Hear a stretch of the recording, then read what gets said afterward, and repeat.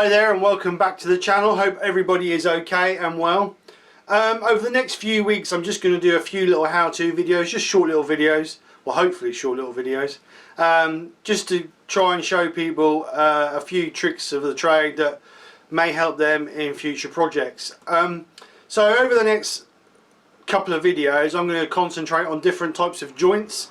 What I'm going to do is, rather than doing loads of different joints in one video, I'm going to do one video per joint, and that gives people the chance to try that joint out before the next video comes out, and also it keeps the video length down a little bit. So this week I'm going to concentrate on the biscuit joint. Now for those who don't know what a biscuit joint is, this is a biscuit. It's an oval shaped piece of birch timber which is like laminated. Now these come in three different sizes. This is the biggest one, which is a 20. They come in a 10, and then they come in a 00 as well. Now I only ever really use the 20s because obviously the smaller ones are for more delicate stuff, and I don't do a lot of delicate stuff in this sort of stuff. So what I'm going to do is I'm going to get this over to the bench, and I'm going to show you how I mark out where I'm going to cut these, because obviously both sides have to be exactly the same to get them to match. And then I'll show you there's more than two different ways to cut them, but I'm going to show you two ways that I cut these, and hopefully that helps somebody. So obviously you can just use a butt joint, but butt joints are not really very strong, and this gives it that extra strength. There are other joints out there for button two pieces of timber together to make bigger boards, but this week we're going to concentrate on the biscuit joint. So we'll get moved over to the bench, and we'll go through how we work out where to put them, how to cut them, and then gluing it all together, and then obviously clamping up and leaving. So let's get moved over to the bench. So what I've got here is two bits of 95 by 35, and they're a metre long, and what I want to do is I want to make some small boards like this. This is 300 by, I think, 190 by 300. The reason is I want to engrave on these, so that's why I want to make some of these up. So this was done, I don't know, a week or so ago, and as you can see, got a nice looking joint in there. Obviously you're going to get a line, you're going to get a glue line, you're never going to get away from that. But yeah, it's turned out really well.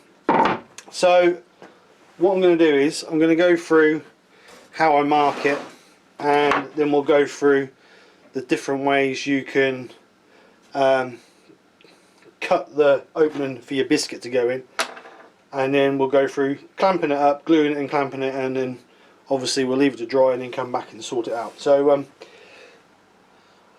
I'll get a square, and we'll get marking up.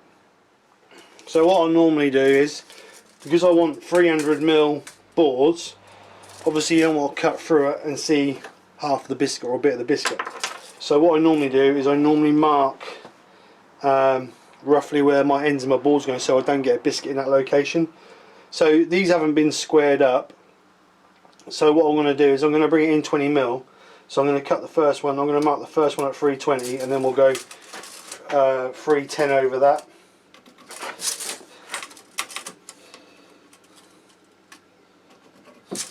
So that gives me my three boards I'm going to cut out of this.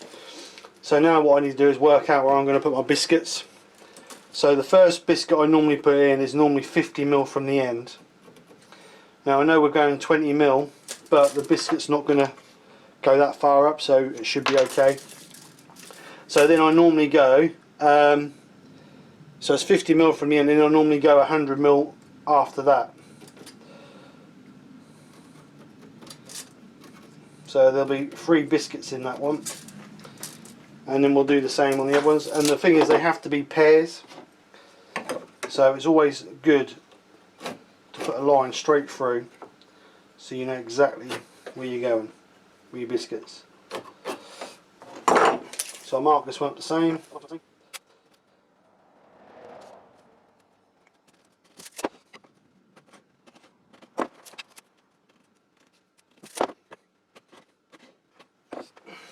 So that's all your markings, and remember to keep them as a pair. So I always put like one there and one there, so I know that these two ends go together, because if you flip it they may not line up properly. So that's them marks. I'm just going to put some longer lines on these because I need longer lines on this one.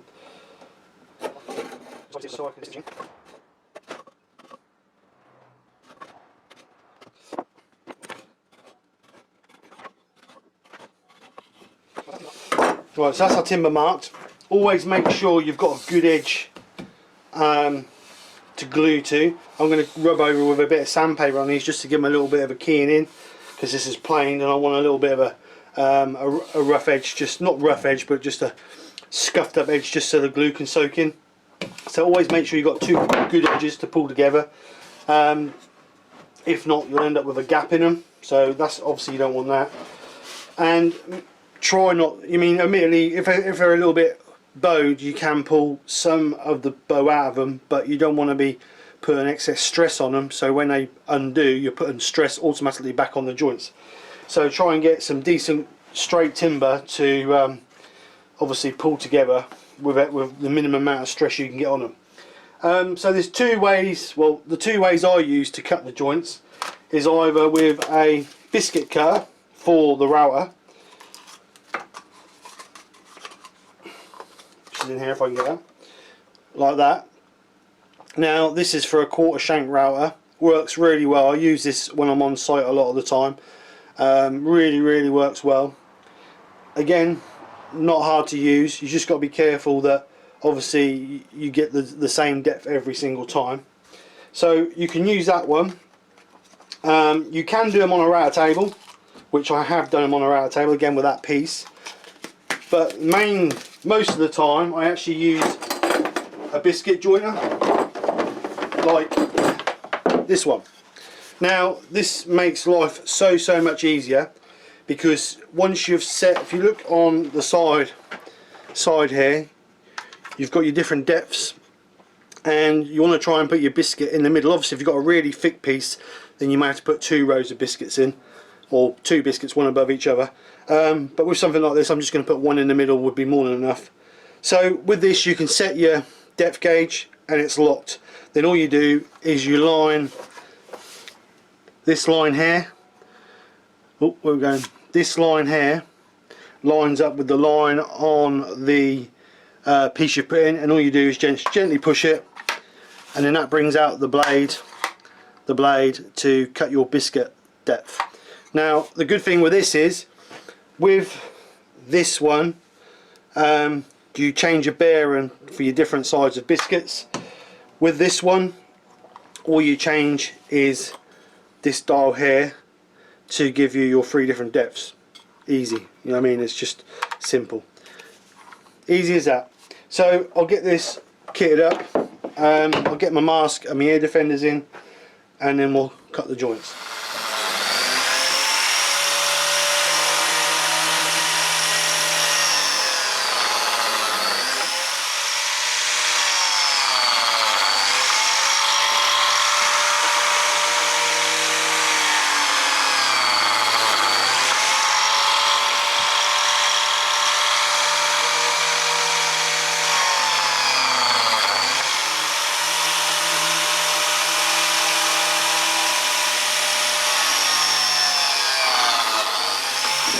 So as you can see, got all our biscuits cut now, all cut roughly in the middle. Ain't got to be perfectly in the middle, I just eyed it, I didn't really measure it perfectly. So what I'm going to do now is I'm just going to rub a little bit of sandpaper over this, just to take any spurs off that's going to restrict this from buttoning up, and just scuff up a little bit so the glue's got something to stick to.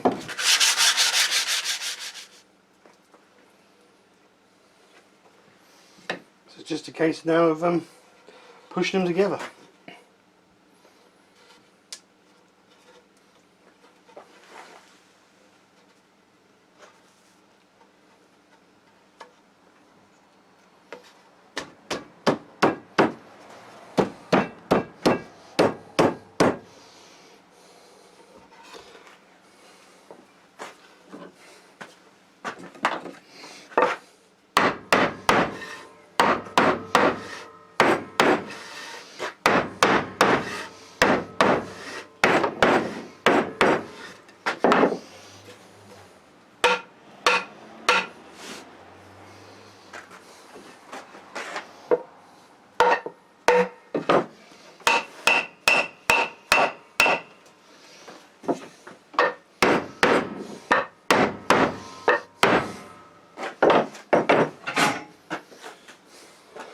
So as you can see now we've got it all clamped together. I always put plenty of clamps on because you can never have too many clamps on it.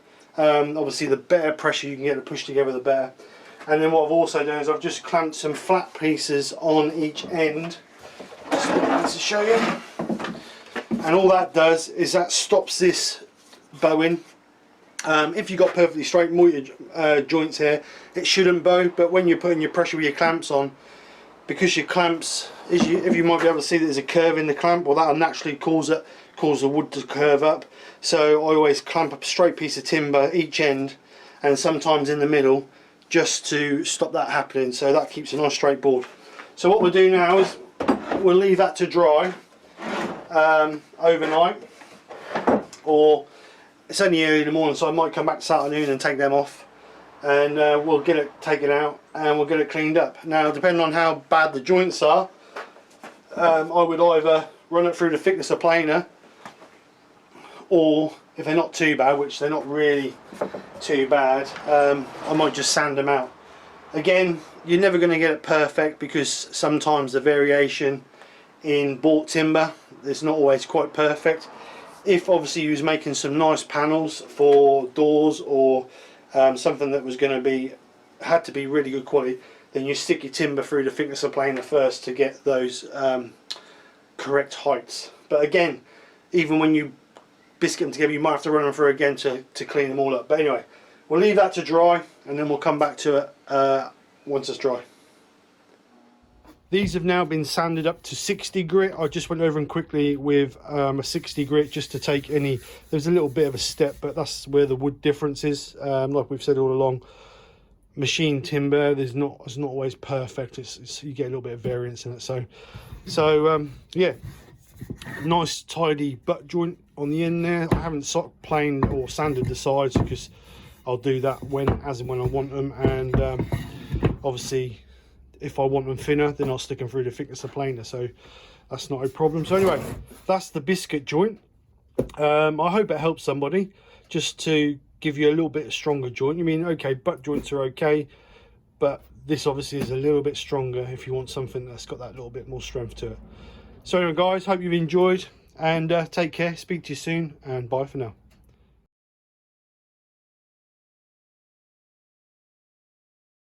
Hope you enjoyed the video. Thanks for making it to the end. There may be a couple of videos down below that you might be interested in. If you do, pop over and check them out. Also, if you're a subscriber to the channel, then thank you very much for your continuous support. And if you're not a subscriber to the channel, then pop over and click this link here to subscribe to the channel. And don't forget to hit the bell notification to be notified for all my latest uploads. So anyway guys, take care, speak to you soon.